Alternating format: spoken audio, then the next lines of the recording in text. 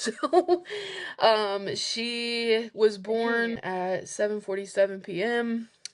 She weighed 5 pounds, 3.4 ounces at 34 weeks. So she came out, and we had known that she was gonna go to the NICU, just because they already did know her brain findings. So they're like, we're gonna make sure that she's breathing on her own, can eat, all of that fun stuff, before we send you guys. And I was like, all right, that's cool.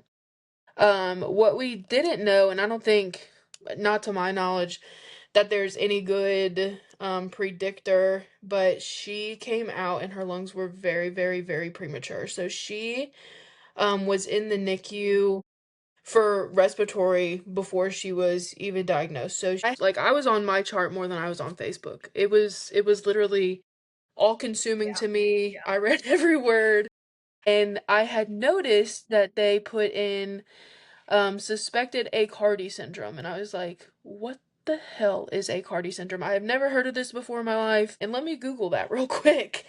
Oh, yeah. Yeah, We're all big, guilty of it. big mistake.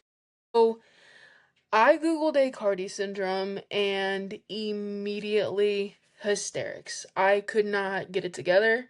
On top of postpartum depression, the NICU life, period, having to live out of hotels, Justin's mom's house, being away from my dog, just being away from normal life, and everything that I thought, parenting a newborn should be was totally ripped from me. So I was like, now life is gonna be ripped from my daughter and from me. So I knew from research that she had to have an eye exam. I was like, you know what? Maybe the eye exam will show that she has perfectly fine eyes, and that won't complete the trifecta for Aicardi, and it'll all be okay. So I was like, we need an eye exam. So they had her eye exam done on November 4th.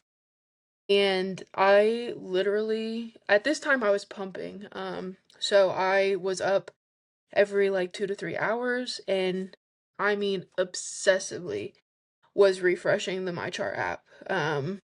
Just waiting. I was like, oh my God, please, please, please. Like, this cannot happen. This can't happen. Like, this will ruin my life. And it so selfishly, like, this will ruin my life. And so waited, waited, waited. It came through. They did the exam at like 4 a.m. So here it was, looked at it, saw that she had abnormal findings, which directly related to Aicardi syndrome.